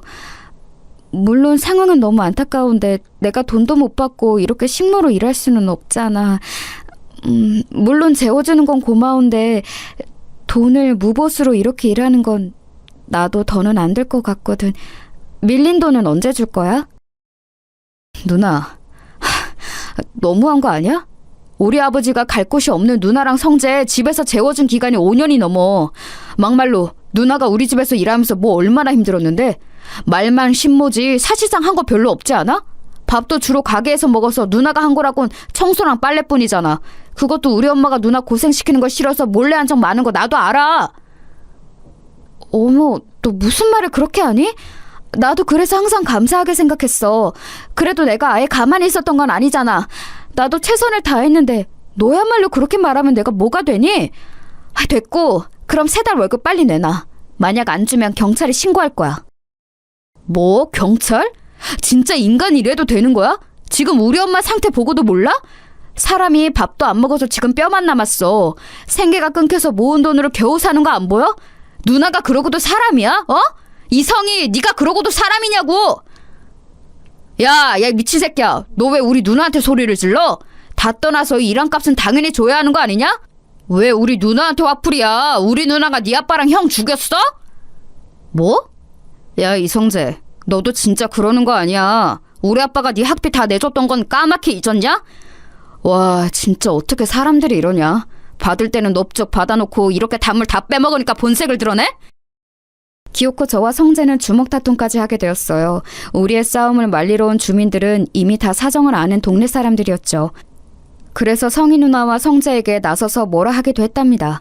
하지만 그 둘은 아는 척도 하지 않았어요. 그렇게 성희 누나와 성재는 하루아침에 우리 집을 떠나게 되었습니다. 그때 들었던 감정은 배신감과 허탈함이었어요. 물론 대가를 많이 바라고 우리 아버지가 베풀었던 것은 아니에요. 하지만 그래도 사람이 상도덕이라는 게 있잖아요. 저라면 절대 그렇게 행동하지 않았을 거예요. 집에는 정신이 나간 엄마와 저만 남게 되었습니다. 그런데 더 황당한 일이 일어났어요. 진영아, 세상에 너 그 얘기 들었니? 성희 말이야, 성희. 그 동네 양아치 동석이랑 살림 찹쳤대. 결혼식도 안 올렸는데 혼인신고했다더라. 성재도 같이 살더라고. 그 동석이 걔잖아. 그 너희 가게에서 일하다 횡령으로 쫓겨난 놈. 뭐라고요? 그 동석이 형이랑 성희 누나가 부부라고요? 와, 아주 배신자끼리 잘 만났네요. 무슨 낯짝으로 우리 동네에서 계속 사는 거래요? 부끄럽지도 않나? 그러니까 말이야. 성희 그년이 가만 보면 아주 여우야. 너희 집에서 나오자마자 그렇게 동석이랑 결혼했어. 아니, 그래서 말인데 너 집에 도둑 맞은 거 없나 잘 봐. 금고 같은 거 안 털렸어? 주민의 제보로 저는 성희 누나가 우리 집에서 일하다 쫓겨난 동네 양아치와 결혼했다는 것을 알게 되었습니다. 그런데 아줌마가 마지막에 건넨 말에 저는 정신이 퍼뜩 들었어요. 그래서 바로 집으로 가서 금고를 확인했더니 글쎄 무슨 일이 있었는지 아세요? 우리 아버지는 금을 모아 금고에 넣어두고는 했었거든요. 그걸 우리 가족과 성희 누나 그리고 성자는 다 알고 있었습니다. 금고를 열었더니 금이 정말 하나도 없었어요. 그걸 보고 저는 바로 성희 누나를 찾아갔습니다. 이 도둑들아, 우리 집 금 내놔. 내가 금 훔쳐간 거 모를 줄 알아? 이 배신자들아, 너희가 그러고도 사람이냐? 문 열어, 열어! 아, 진짜 시끄럽네. 야, 너 뭐야? 우리가 왜 너희 집 금을 훔쳐가? 증거 있어? 있냐고! 확시 안 꺼져? 우리 누나 월급 안 준 거 그냥 넘어가라고 했는데 자꾸 이럴 거야? 너야말로 그러고도 사람이야? 우리가 무슨 금을 훔쳐갔다고 그래? 너랑 누나가 우리 집 금고 비밀번호 알고 있는 거 알아. 우리 아버지는 너희를 진짜 가족이라고 생각했는데 어떻게 이럴 수가 있어? 그 금 훔쳐서 이 집 산 거지, 이 망할 놈들아. 아우, 시끄러워. 야, 성재야, 안 되겠다. 이 새끼는 말이 안 통하네. 급기야 동네 양아치인 동석이 형은 저를 주먹으로 때리기 시작했어요. 동네 사람들이 지켜보는데 성재와 성희 누나는 말릴 생각도 하지 않았습니다. 그렇게 바닥을 구르면서도 저는 어떻게든 금을 되찾아오고 싶었어요. 우리 엄마 상태 알잖아. 제발 금 돌려줘. 이대로는 안 돼. 나는 어떻게 살라고. 제발 누나, 성재야, 금 하나라도 줘. 우리 어머니 아픈 거 안 보이냐? 그 셋은 제 말은 들은 척도 하지 않고 문을 세차게 닫았어요. 그 광경을 보고 땅에서 울분을 토했던 기억이 아직도 나요. 그때 제 나이가 너무 어렸는데 당장 어떻게 살아야 할지 고민이 되었습니다. 하늘이 원망스럽다는 말이 무슨 뜻인지 너무 알 것 같았어요. 여보, 진서가, 우리 큰아들, 내 남편, 밥 먹어야 돼. 밥을 차려야겠어. 바다에서 돌아오면 배가 고프니까 오자마자 먹을 수 있게 해야지. 제발 그만! 엄마, 정신 차려. 나도 너무 힘들어. 도저히 배는 아버지랑 형이 생각나서 못하겠어. 우리 어떡해? 엄마, 제발 정신 좀 차려! 저는 그나마 남은 배로 어떻게든 바다에 나가려고 했는데 그것도 쉽지 않았어요. 원래 성인이 되면 아버지가 배 타는 법을 알려준다고 하셨는데 아버지가 없으니 방법을 몰랐습니다. 그리고 아버지와 형이 바다에서 죽어서 저한테도 트라우마가 너무 컸어요. 어머니는 여전히 제정신이 아닌 상태였고 저는 고등학교를 막 졸업한 상태라 할 줄 아는 것이 하나도 없었습니다. 진영아, 이 배 팔면 너 이제 재산은 있니? 금도 다 도둑 맞았다며. 진짜 성이랑 성재 그놈들 그러는 거 아니다. 동석이야 뭐 원래 양아치니까 그렇다고 쳐도 성이 남매는 그러면 안 되는 거야. 이 배가 마지막 재산이에요. 그동안 모아놓았던 돈도 다 쓰고 남은 게 없습니다. 우리 가족이 대대손손 목숨처럼 귀하게 여긴 배라 아까운데 제가 트라우마 때문에 바다로 나갈 수가 없어요. 아시잖아요. 우리 어머니 제가 바다 근처만 가도 거품 물고 쓰러지세요. 아유, 그러니까 말이야. 내가 진짜 안타깝다. 그래서 평균보다 더 돈 주는 거야. 마음 단단히 먹고 힘내라. 응? 너도 이제 성인이니까 할 수 있는 일을 찾아봐. 그래야죠. 그런데 어머니 상태가 저러니까 제가 마음 놓고 일할 수가 없어요. 지금도 잠드신 거 보고 겨우 나온 거예요. 아무튼 배 사주셔서 감사합니다. 이 은혜 잊지 않을게요. 저는 결국 남아있던 배도 모두 팔았어요. 그렇게 동네에서 제일 잘 살던 우리 집은 한순간에 동정을 받는 처지가 되었습니다. 가장 슬펐던 것은 그래도 누구를 탓할 수가 없다는 점이었어요. 아버지와 형의 선택으로 그렇게 되었잖아요. 만약 저 혼자였으면 어디 공장이라도 들어갔을 텐데 어머니가 있어서 일단 급한 대로 집 근처 시장에 취업했습니다. 진영아, 너희 아버지가 생전에 우리 집을 많이 도와주셨어. 내가 그 은혜를 어떻게 모른 척을 하겠니? 우리 집에서 일하면서 어머니 모셔라. 그런데 우리도 형편이 좋지는 않아서 많은 돈을 줄 수는 없어. 이해하지? 그럼요. 저는 이렇게 일할 수 있다는 것 자체가 좋아요. 사장님 아니었으면 누가 저를 직원으로 고용하겠어요. 감사합니다. 저 그럼 운전해서 배달 다녀올게요. 시장 안에 있는 백반집에 취업한 저는 주로 배달 일을 시작했어요. 돈을 많이 벌지는 못했지만 그래도 어머니를 혼자 모시고 살기에 나쁘지는 않았습니다. 그래도 이때는 어머니가 간간히 정신이 돌아오긴 했었어요. 진영아, 엄마가 살아있어서 미안해. 우리 작은 아들한테 짐이 되는 게 너무 슬프다. 내가 그날 아버지랑 큰아들을 더 심하게 말렸어야 해. 대가가 너무 커서 괴로워.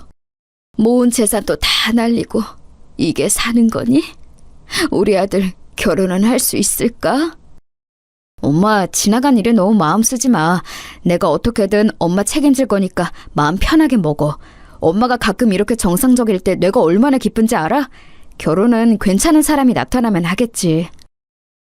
엄마는 정신이 돌아올 때 늘 제 미래에 관해 걱정하셨어요. 특히 제가 과연 결혼은 할 수 있을까 걱정하셨죠.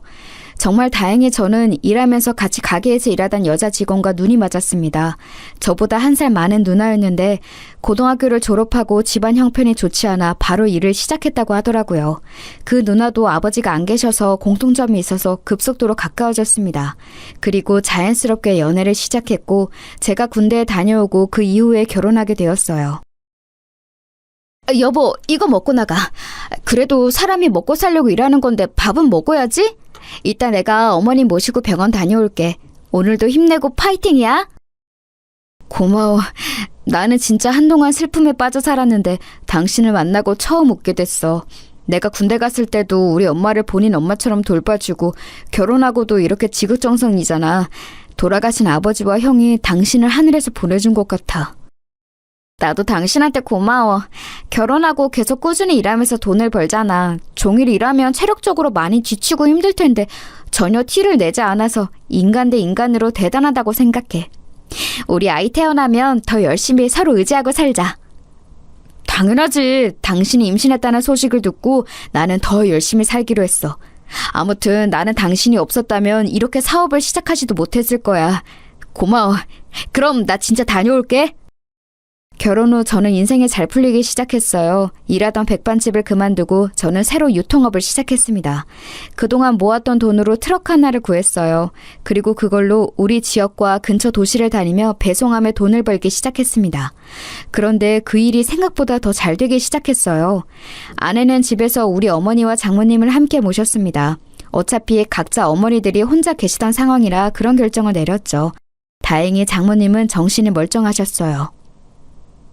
야, 잘 나간다? 한동안 얼굴이 죽상이더니 이제 좀 숨통이 트이냐?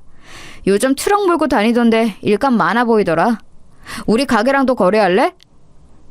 너는 인간이면 나한테 말 걸지 말아라. 나는 너희 누나랑 너랑 할 말이 없다.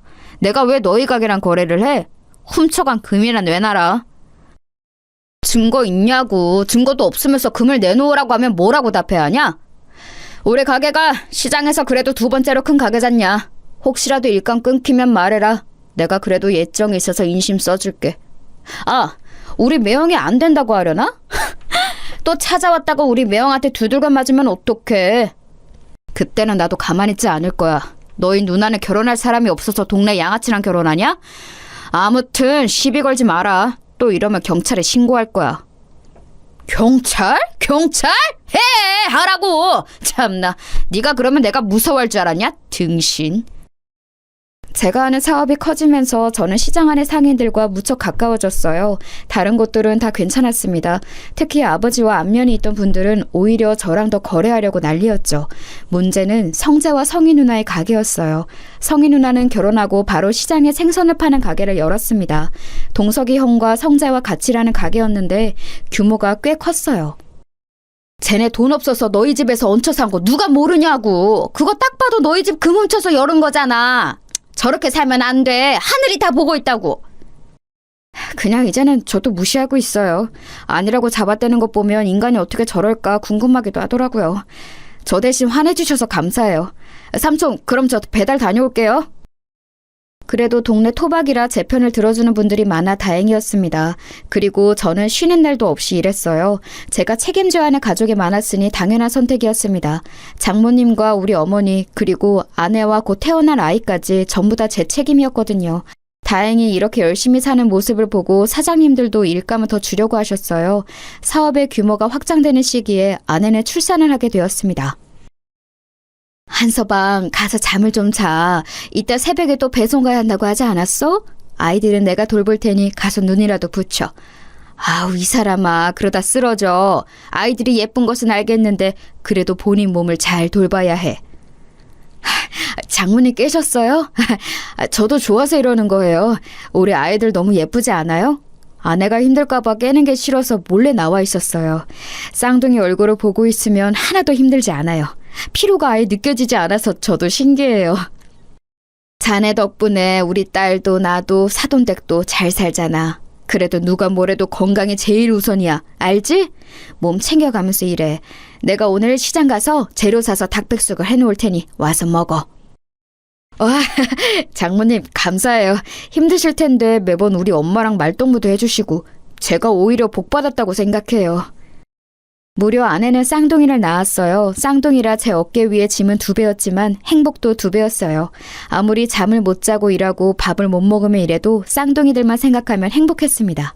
열심히 일한 덕분에 날이 갈수록 바빠졌는데 그것조차 뿌듯했어요. 하지만 하늘도 참 무심하더라고요. 이렇게 잘 나가던 저는 한순간에 또 바닥을 치게 되었어요.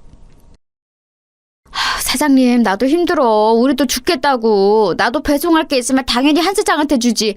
지금 경기가 안 좋아도 너무 안 좋잖아. IMF 터진 거 봤지? 우리만 이런 게 아니야. 어떡하죠? 저 이번 달에 일감이 하나도 없어요. 다들 가게를 닫고 있더라고요.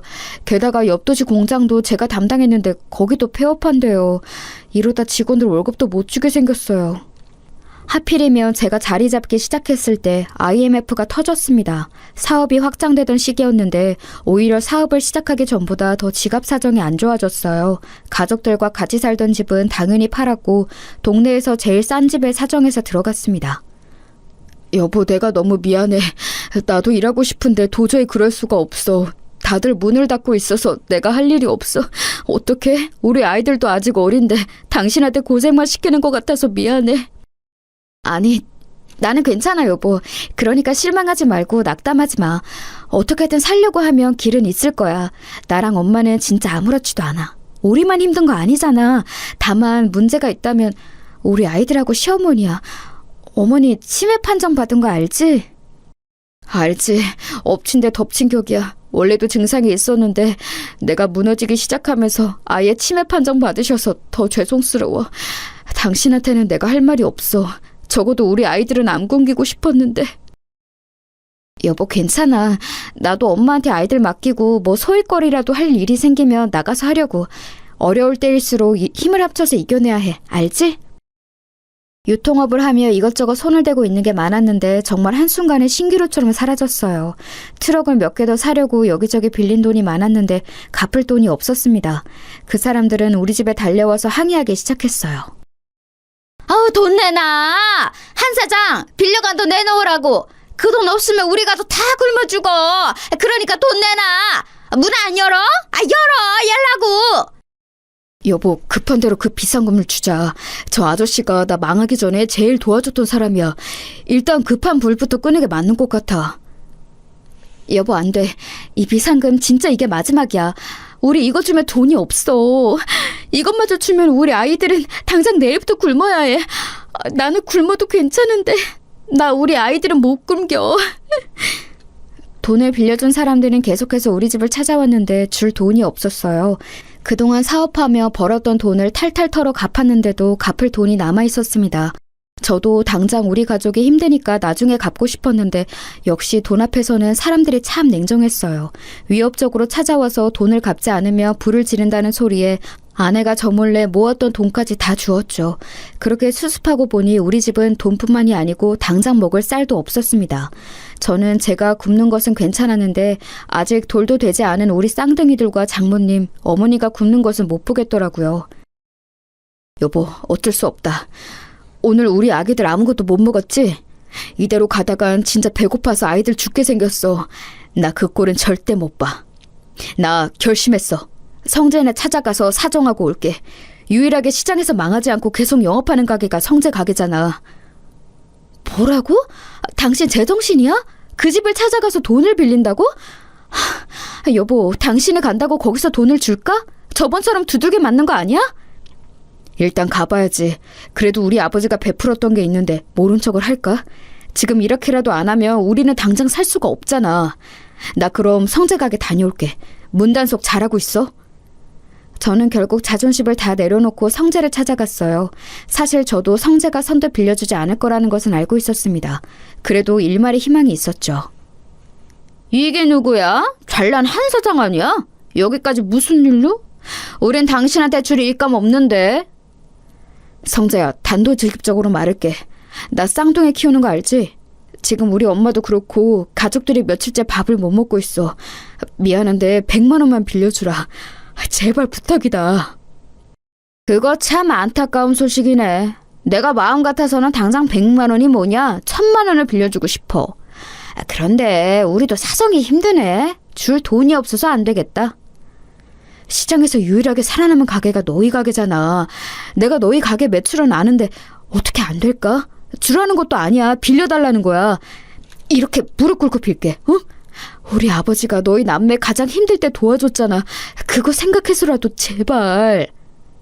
아우, 줄 돈 없다고 몇 번 말하냐. 지금 우리 누나랑 매형 가게 올 시간 다 됐어. 매형 눈에 띄면 너 죽어. 그러니까 당장 꺼져. 안 꺼져? 성재는 제가 무릎 꿇고 울면서 빌어도 돈을 절대 빌려주지 않았어요. 저는 하지만 물러설 수가 없었습니다. 이미 자존심을 내려놓은 지 오래였어요. 집에 돈을 들고 가지 않으면 당장 가족들이 죽게 생겼으니 성재의 바지가랑이를 붙잡았습니다. 성재야, 제발, 우리 집에서 너한테 해줬던 거 기억 안 나? 그거 생각해서라도 쌀이라도 조금 주면 안 되겠냐? 내가 이렇게 부탁할게, 제발.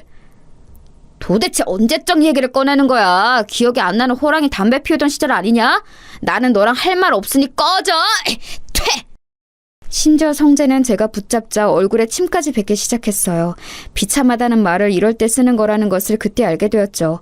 성재는 제가 아무리 사정해도 들은 척도 하지 않더라고요. 저를 질질 끌어서 가게 밖으로 던진 성재는 이렇게 말했습니다. 이 거지 새끼야, 다시는 내 앞에 나타나지 마. 알겠어? 잘 살고 있는데 찾아와서 옛날 얘기 꺼내는 거 더는 못 들어. 네 자식이 굶어 죽든 말든 그건 나랑 아상관도 없다고.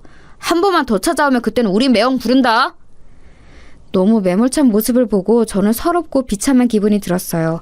집으로 가는 내내 얼마나 울었는지 모릅니다. 나는 어떻게든 반드시 성공해야겠다는 생각도 들었어요. 아버지, 형 보고 있어요? 나 더러워서 여기 동네 뗍니다. 나중에 성공해서 자랑스럽게 다시 올 때까지 근처에도 얼씬거리지 않을 거예요. 하늘에서 보고 있으면 제발 도와줘요. 나 힘들어. 그렇게 하늘을 보고 울면서 다짐했던 게 아직도 기억이 나요.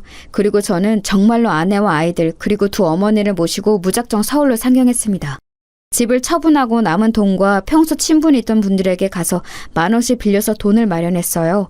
고향을 떠나서 서울로 간다니까 주민들은 안타까워했죠.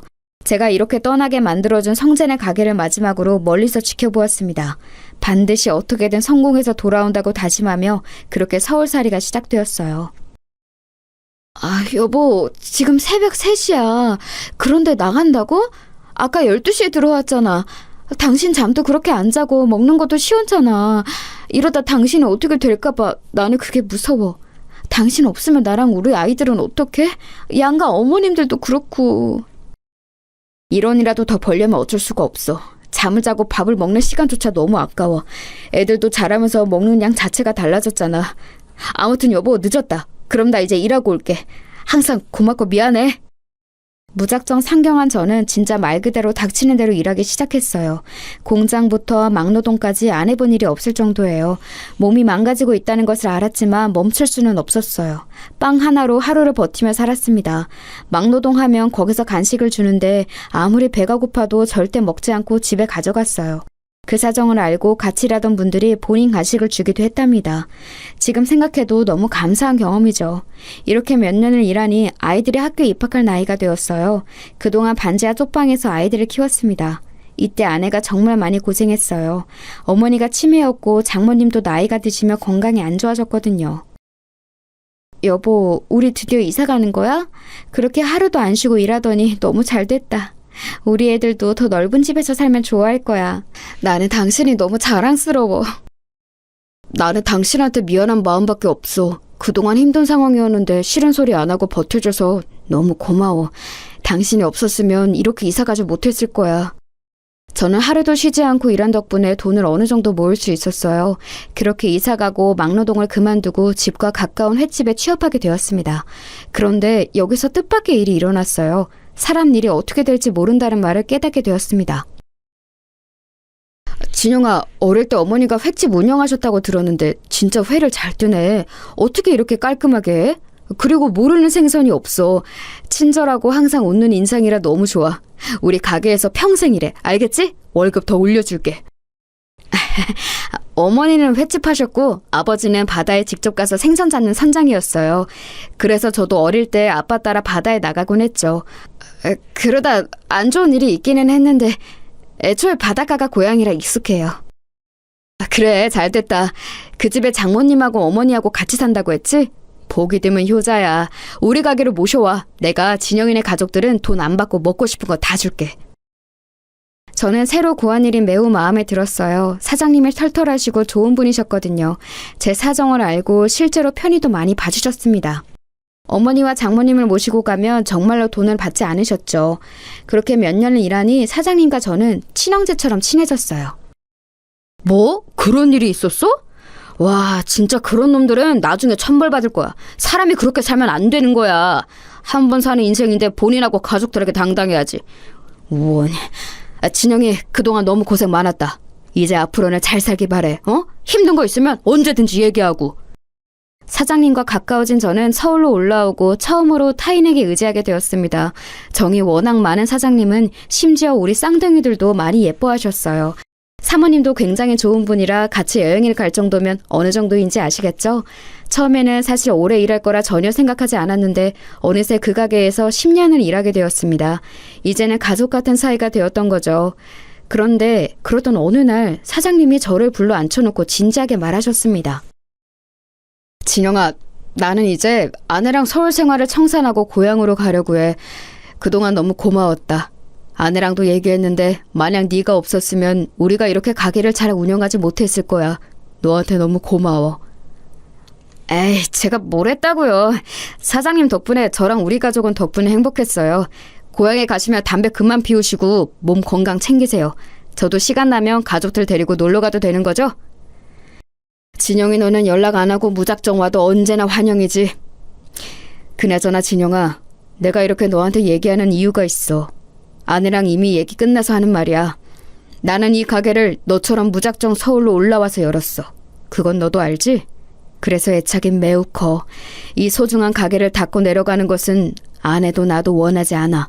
그래서 말인데 진영인 네가 사장님이 되어줄 수 있겠니? 다른 권리금이니 뭐니 그런 것은 우리 사이에 어울리지 않아. 그냥 네가 이어서 하면 된다. 네? 사장님 그거 진심이세요?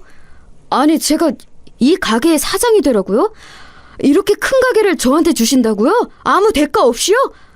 사장님 장난치지 마세요. 저 그럼 진짜 혹해요. 에이, 이 사람아 무슨 장난이야? 내가 이런 걸로 장난치는 거 봤어? 우리 아들은 미국으로 가 있어서 물려줄 사람이 없어. 그리고 진심으로 네가 없었으면 우리 가게가 이렇게 매출이 나왔겠니? 자, 그럼 이제 이 가게의 주인은 너야. 한 사장, 우리 가게를 부탁한다.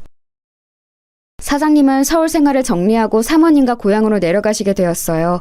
그러면서 저한테 무려 그 큰 가게를 물려준다고 말씀하셨습니다. 저는 그 말을 듣고 너무 놀랐어요. 왜냐하면 사실 식당은 규모가 매우 컸거든요.